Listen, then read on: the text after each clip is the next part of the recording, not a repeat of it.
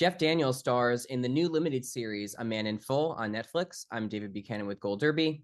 Jeff, this character you're playing, Charlie Croker, is so larger than life and singular. Out of everything you've done in your career, what did this character present you in terms of something new, a new challenge, something you'd never done before? Well, it was larger than life, and a lot of the characteristics of Charlie Croker are, he leads with despicable, disgusting, uh, Neanderthal, misogynist. All that stuff is just, you know, as you go in. But the trick is the audience has to care about him enough to want to follow his story, and I think David E. Kelley and Regina King and Tommy Schlamme, the directors, they did a great job of giving him enough humor. A lot of times, Charlie was just walking face first into a wall that he didn't see coming, and I think the audience does. You then see this kind of deterioration of this kind of person. It's like a blimp and sticking a pin in the blimp and for 6 episodes watching it kind of spiral down to the ground. So I think, and then he gets to some goodness and he has a little bit of heart, later on and throughout with his secretary, he's trying to help her in her situation. So there's enough in there to hang on to an audience while work your way down Despicable Highway.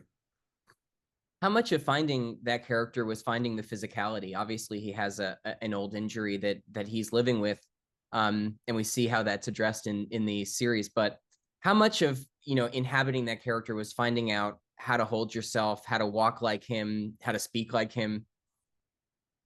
It started with that accent. I worked hard on it over the summer. We started shooting in August, and Tom Wolfe had written about the accent that it was so thick at times when he went full on Baker County that you could not understand him, and so it wasn't going for a specific Atlanta accent. Not that there is one, because there are several, but taking whatever I could find and then blowing it up. Like Charlie, his accent was larger than life. So that helped. The knee, having to eventually halfway through get his knee replaced, and then the recovery of that as he's limping around on a cane and etc. That helps. It's I call them ornaments on the tree. You've got some physical stuff, attributes that you can kind of cling to as you become someone else, and it really wasn't. Um, Sometimes you spend weeks and weeks in rehearsal just to come to the realization that the character is exactly like yourself. I know those guys. And this Charlie wasn't that. So it was fun to kind of, and then he'd get into his mindset, what he valued, what he thought was the norm, um, how he talked to people. You just kind of marry yourself to that mentally. I call it thinking like the character. And once you can start to think like him and then you sound like him, next thing you know, you're walking like him, and then we're shooting. How much was that source material, the novel that you mentioned, helpful? Obviously, you're working with the wonderful words of David E. Kelley, and the series is set contemporary. The novel is set, 20 or so years ago. But how helpful was that insight into the character to marry with David E. Kelley's words and kind of craft, bring your own self to the table? It's a good base. I read it once. It's not short. It's got some length to it. But Wolf was incredible with his details, and not that I highlighted sections and then took them to the set with me and referred to them. I didn't. I just kind of absorbed them. I do that with all my roles in the last 5 or so years. I end up reading authors like American Rust. I would read several fiction writers who were based in Pittsburgh writing about Pittsburgh or West Virginia. Um, and to have a book that Tom Wolfe wrote that was about this character, this story, That's a great jumping off point. And then kind of bringing him to life. And then here comes David Kelley's scripts, and that's even more specific. And so I have somewhere I'm coming from. It's not like you're making it up from zero. That book, any book, that you're basing a film on helps a lot. It was the same thing with the Comey Rule. Jim Comey had written the book. I'm going, well, I wish all my characters had written a book. That would help. But in a way, Tom Wolfe did that for me. So that was a great place to I knew where I was headed, and I just used David and Regina and Tommy to get me there. Our managing editor, Chris Beecham, had noted that you've now worked with David E. Kelley, a great television writer, and Aaron Sorkin, of course, another excellent television writer, two of our best. How would you compare their writing styles when you're working with their scripts? Is there, how do you kind of find your way into them? How do they compare as writers now that you've inhabited two of their great characters?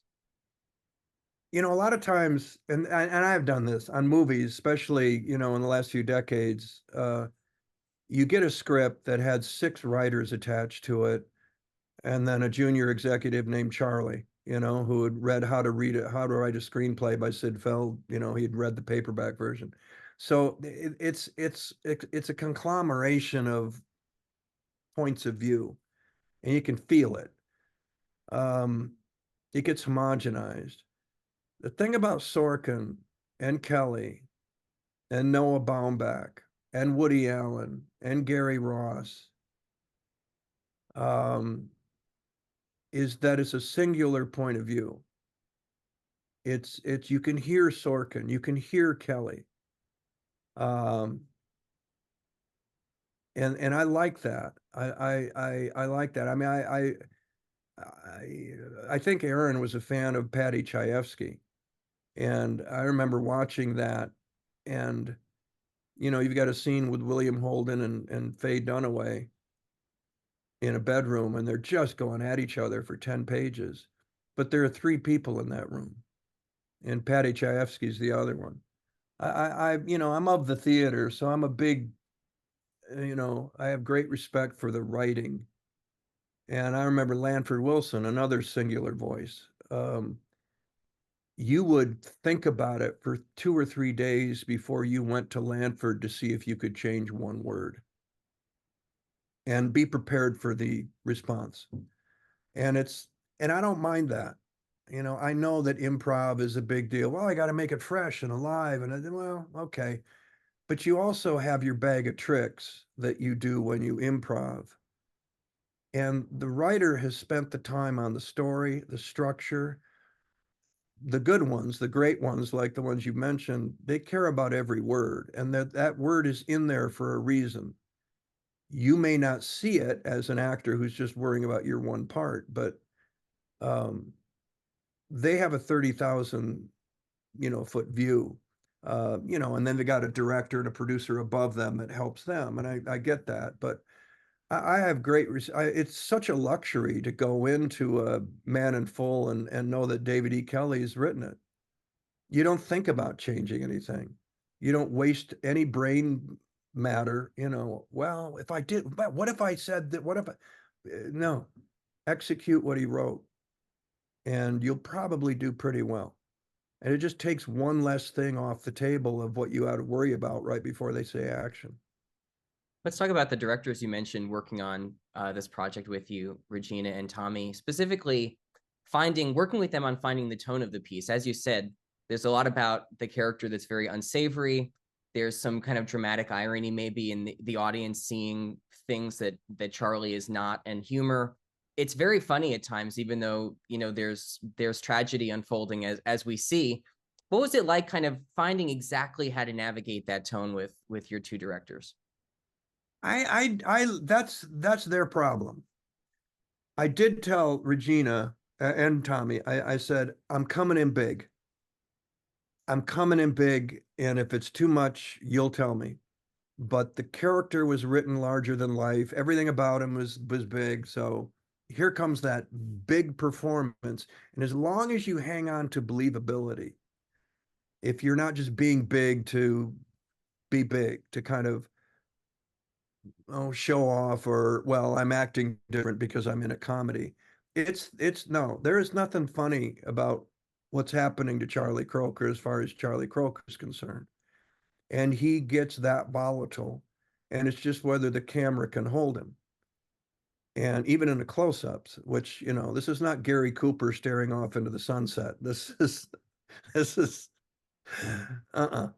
So I relied on Regina and Tommy to tell me, and then I knew that they had to have that kind of fearless jump off the cliff, larger than life performance.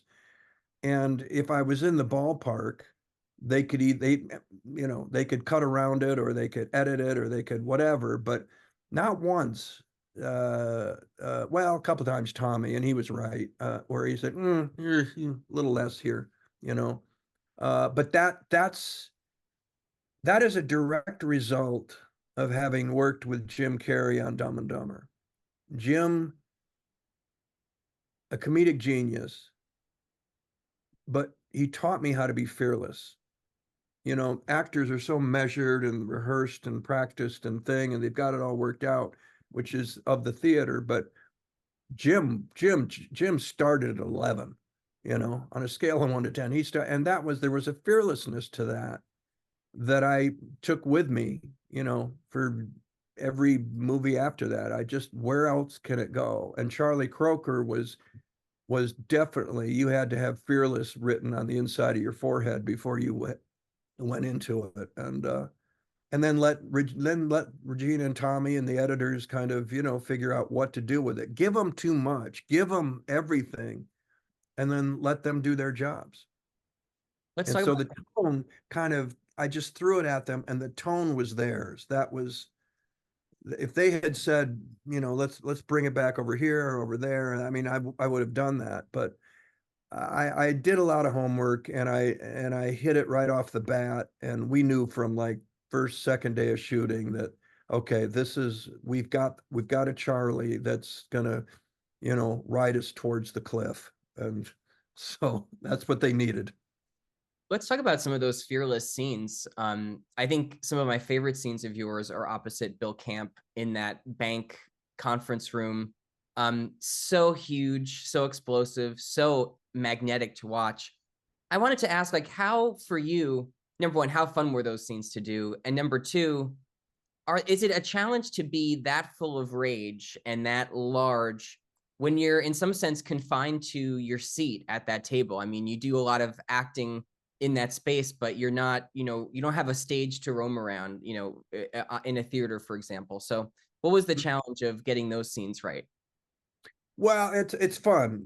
Well, first, Bill Camp and Tom Pelfrey as Raymond Pete Grass. The three of us kind of made a pact together that, we're gonna hold hands and jump off the cliff together here, as the kind of the bigness of it, and while still retaining that believability. So we kind of went in together on that. And that first conference room scene in the first episode was one of the first scenes we shot, and it was just a joy because you don't rehearse, and you got three pros coming in ready to go on take one, and we kind of discover what it is we're all doing in front of the camera, and you use it, which is what you want to do in film acting. You embrace the fact that there's no rehearsal, and you come in completely prepared but willing to go wherever Bill or Tom, push you.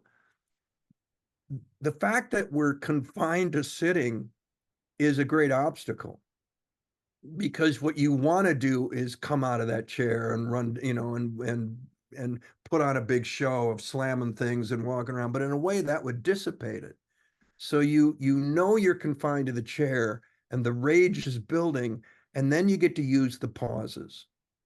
Then you get to use those subtle lean-ins. Let me tell you something now. Well, you get to, and that's where the experience of having done a lot of drama and all of that comes in hand with the three of us, because now we know how to use it and work it. And editors will do what they do with it, but in a way, it doubles or triples the rage. The fact that we are literally chained, or in Charlie's case, chained to that chair. um, it's a good thing. And you work with it and you work against it. There's so much in this series that we could talk about, but I have to ask you before I let you go, Jeff, about where it ends, which is foretold in the very first episode, but I don't know how much audiences think maybe he hasn't, met that fate. But that final scene is so incredible. You and Diane and Tom. And then Yes. I have to just ask you too about what do you make of his fate? Did he get his just desserts, or as you said, we do see maybe some positive change throughout the series. How did you feel about the end when you get to that last page of the script? Oh, I thought it was a wonderful ending, a great surprise. No one could see it coming. You couldn't stop it at the end of 5 episodes and say, okay, I know how it ends. You can't. And that's great writing. That's Kelley. Um, and I think there are times in 5 and maybe even in 6 where Charlie, I mean, he has a scene with his wife. He also has a scene with his son, where there is this kind of, if he were to die tomorrow, he made amends and he was trying. And so they aren't going to speak ill of him. There was a heart inside that guy. But when he finds out that Raymond and his ex-wife are going to basically take all his money and destroy him, that's a bridge too far. And then the Charlie that we, have been enjoying for episodes comes back and walks face first into a wall, and the wall being peat grass and his ex-wife, and then what happens, and that's it. That's the that's the end. Someone that stressed out probably would meet that kind of end eventually, I would think, and Charlie does, except for his knee. His knee keeps going. I love that I extra detail, I that I George. fell out of my chair when I read that. Do you have any, out of all 6 episodes, any favorite scenes, anything you look back on and think, that is indicative of my favorite work of this project I'm most proud of, that dynamic, that scene, that sequence? Just the conference room scenes; those were special. I mean, there were a lot of great scenes, and I enjoyed the actors on this show a lot. They all came to work. They all came prepared. I gave them the newsroom speech. We need you to be great on take one. So whatever you got to do that, do it the day before, the weeks before, and then hit it on one, because that's what we're doing here. That's this show. You don't need five takes to warm up and learn your lines. Not here. And everybody did that. And I think the show was better because of it. People did the work. They prepped. Um, but those conference room scenes with Bill and Tom will always, I'll remember those the most. Those were a joy. Yeah, those are my favorites too, and your rattlesnake scenes too. Yeah. Yeah. That's Yeah. pretty interesting. Jeff Daniels, such a pleasure to chat with you today. Congratulations on A Man in Full. Thank you for talking to Gold Derby. Thanks, David. Appreciate it.